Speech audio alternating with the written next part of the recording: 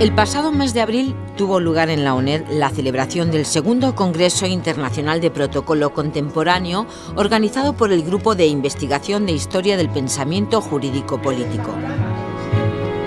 Este congreso se convocó coincidiendo con la 10ª jornada sobre protocolo de la Universidad Nacional de Educación a Distancia, donde asistieron numerosas personas expertas en el tema, ceremonialistas y jefes de protocolo de todo el mundo. El protocolo es una herramienta fundamental para cuidar de la imagen pública que las instituciones proyectan a sus públicos de referencia.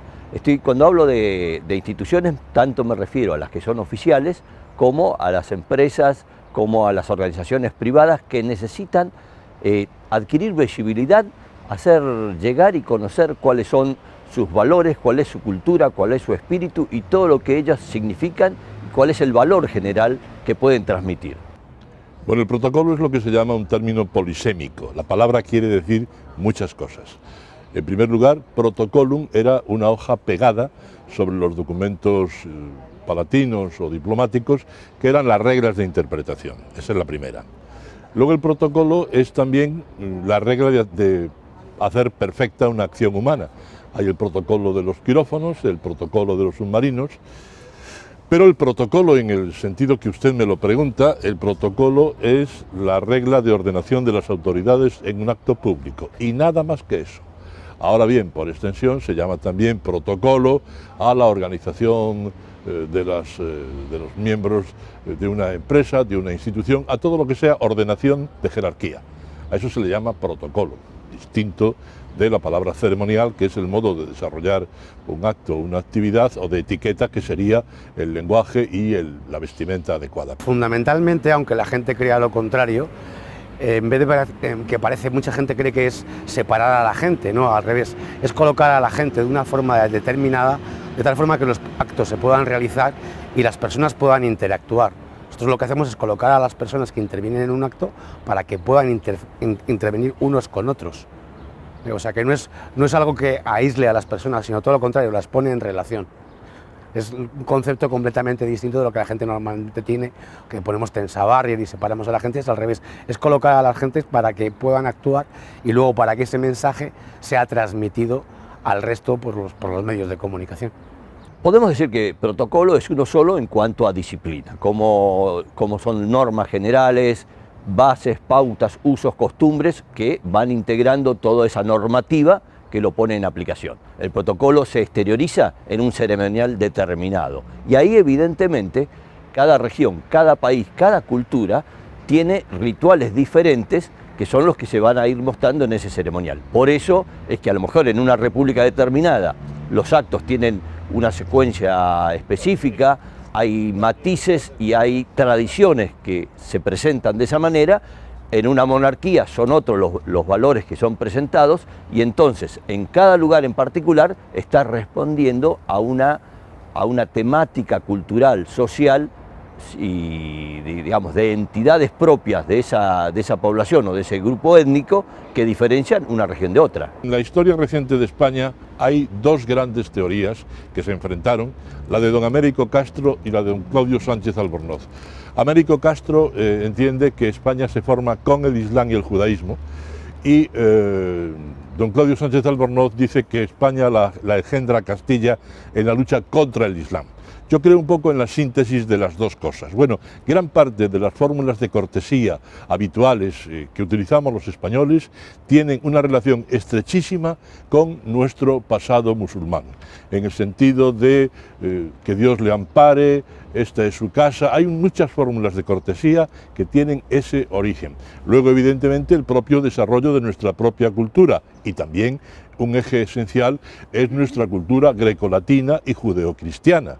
Por lo tanto, es más, una de las cosas que yo voy a subrayar es que gran parte de lo que son nuestras tradiciones socioculturales tienen un origen religioso, pero trascienden a lo religioso. Por ejemplo, todas las ciudades de España, en la época de las grandes pestes, hicieron un voto a San Roque generalmente, o a quien fuera. Bueno, eso no se puede quitar, esto, aunque tenga un origen religioso, es parte de la historia de las ciudades. O sea, es una mezcla de cosas, pero tiene mucha influencia nuestro pasado musulmán, nuestra cultura grecolatina y judeo judeocristiana y, en definitiva, los propios usos del desarrollo de la cultura española en esta simbiosis de distintas procedencias. Dolores del Mar Sánchez, catedrática acreditada, además de docente y coordinadora de las actividades de docencia, incluido el máster de Comunicación, Protocolo y Relaciones Públicas impartido por la UNED, quiso destacar en su intervención la necesaria transversalidad de esta disciplina a la hora de estudiarla y aplicarla. En ese producto, María Teresa Otero, que es una catedrático importante de Sevilla del protocolo, tiene una frase muy buena que dice que es comunicación no verbal. En la gestualidad del acto, en los símbolos, identifican al emisor del mensaje y refuerzan el mensaje que se emite. Y por otro lado también dice que el contenido de ese mensaje tiene que llegar arropado por quienes lo producen, quienes lo gestionan. Todo eso hace que Napoleón, que le he referido antes, decía que la gente no lee los decretos de protocolo, pero ve cómo se desarrollan los actos. Y ahí se identifica muchas veces la situación y la interrelación del poder. Siempre hemos asociado como que el protocolo está representando un poder. Cada institución en sí misma tiene alguna cualidad de poder que transmitir. Y el protocolo, al transmitir esa imagen, se lo vincula siempre al poder. Hoy en día tratamos de decir que no se lo asocie tanto, pero evidentemente, en la medida que el protocolo permite proyectar una imagen, darle relevancia, darle visibilidad, no hay forma de no asociar con que transmite la vigencia de un poder que existe en cada una de esas entidades que está representando. El protocolo es siempre la representación del poder y por lo tanto es la estratificación de la jerarquía. Evidentemente yo creo que hay protocolo en la China comunista, lo había en la Rusia soviética. Es más, en la Rusia soviética, el 1 de mayo, el desfile en la Plaza Roja de Moscú, según estaban colocados los jerarcas, se veía los que iban en ascenso y los que iban en descenso. Es decir, que a veces el protocolo es también un indicativo de cómo van las cosas. En estas jornadas se ha debatido sobre temas de gran actualidad de protocolo contemporáneo, con opiniones muy diversas sobre, por ejemplo, las ceremonias de abdicación del rey Juan Carlos I y coronación del rey Felipe VI. Fundamentalmente, la sintonía bastante buena, el conocimiento del mensaje, el discurso del rey fue tremendo en este aspecto porque dijo que era una monarquía renovada para un nuevo tiempo. Y creo que todo el mundo estaba imbuido de la idea de ese mensaje. Además, la situación general del país aconsejaba que fueran unos actos con una solemnidad, pero también con una sobriedad y una seriedad que la gente pudiera admitirlos. Aquí no se comprendería la monarquía española con la pompa de la monarquía inglesa. Tiene que ser una cosa más sencilla, más próxima, más caliente, vamos a decir, más próxima a la gente. Un desastre desde mi punto de vista, primero porque en el acto de renuncia de Su Majestad el Rey se introdujo la esposa del presidente del gobierno y, como dicen los ingleses, no se lleva a la esposa a la oficina. La esposa del presidente del gobierno no es absolutamente nada y por lo tanto hay un orden de precedencias del Estado en el que ella no tiene sitio, ya sobraba. Luego tampoco me agradó el hecho de que no estuviera en el acto de juramento del nuevo rey el notario mayor del reino, que es lo que tenía que estar, no el presidente del gobierno, que yo entiendo que tenía que estar en su sitio, porque él fue a jurar el cargo no para ser rey, sino por ser rey delante del Parlamento. Sobre esto hay una polémica, cada uno piensa una cosa. Luego tampoco me pareció adecuado que recibiera primero a la Junta de Jefes de Estado Mayor antes de ir al Parlamento. No hay uniforme de rey, yo creo que el rey debería haber ido a jurar el cargo de chaqué, no de uniforme. Yo no tengo, al contrario, no soy antimilitar, todo lo contrario. Pero creo que cada cosa tiene su espacio. A mí, personalmente, bueno, ya está, se hizo así, pero creo que podría haberse hecho más solemne, sobraban personas, faltaron personajes y yo creo que el primer acto del rey, que el rey es rey desde que abdica o muere el otro, El rey ha muerto, viva el rey. Y va a jurar no para ser rey, él ya es rey cuando va a jurar. Va a jurar la Constitución, respetar los derechos de los ciudadanos, pero ¿por qué es el rey? Entonces yo creo que lo hubiera hecho, creo yo, que le faltó un poco de solemnidad y de algunos elementos que sobraban y otros que faltaban. Pero es una opinión personal, siempre que otros pueden tener otra.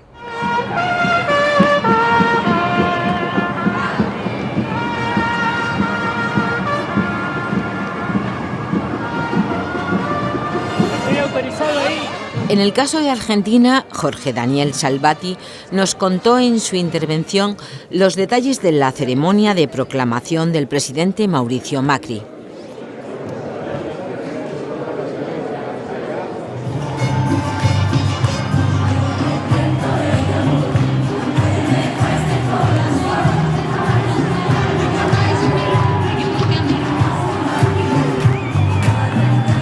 Existe un protocolo normado en nuestro país que es el que se ha respetado.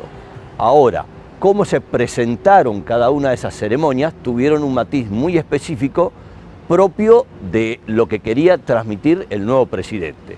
Él apuntaba a una imagen de cercanía con la ciudadanía, a actos bastante desposeídos de ideología, que trasuntaran una imagen de transparencia, de alegría, de reencuentro entre distintos sectores políticos que en algún momento pudieron estar enfrentados. Entonces todos los actos estaban teñidos de una calidez, una cercanía que se trató de presentar en cada una de las secuencias que fueron vividas durante toda esa ceremonia.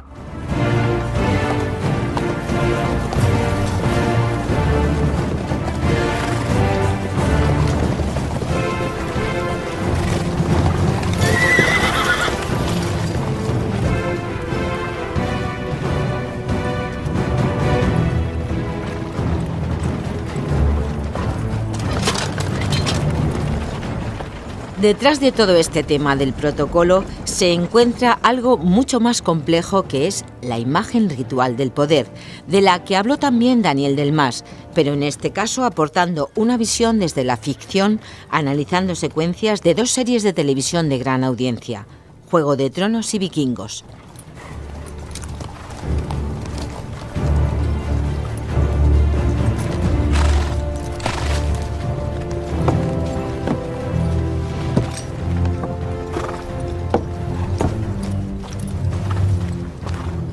Yo soy muy seriófilo, que es el término que se ha reconocido ahora para la gente que nos gusta ver mucho las series de televisión, y entonces me di cuenta que hay muchas series de televisión que tienen mucho de protocolo y de ceremonial. Entonces lo que hice fue ver cuáles me interesaban más, hice una investigación tanto de Juego de Tronos como de Vikingos sobre lo que es el protocolo y el ceremonial.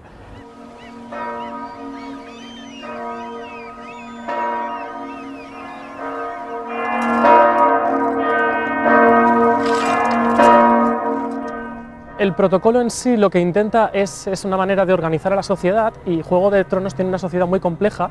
Entonces puedes ver un funeral, está en el primer capítulo de la primera temporada, es una escena de apenas unos minutos. Entonces en esta escena tienes muchísimo que ver, o sea, aunque la escena es muy cortita, si investigas dentro tienes, por ejemplo, la Orden de las Hermanas Silenciosas, que son la sociedad de la fe de los 7, que hace es encargarse de los cadáveres, gestionar todo lo que hay que hacer alrededor de los funerales, hacen dentro de allí un rito alrededor. Puedes ver allí también cómo el cadáver está puesto encima de la bandera que representa el reino de la que es la mano del rey, que es en este caso el que ha muerto, y tiene en ese aspecto es muy completa, porque está muy detallado y está muy completo.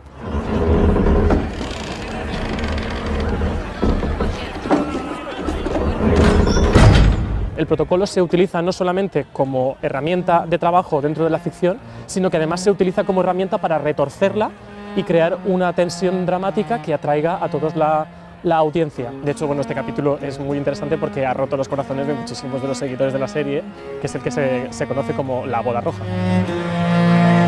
Yo soy de los que piensa que el protocolo tiene que ser algo flexible.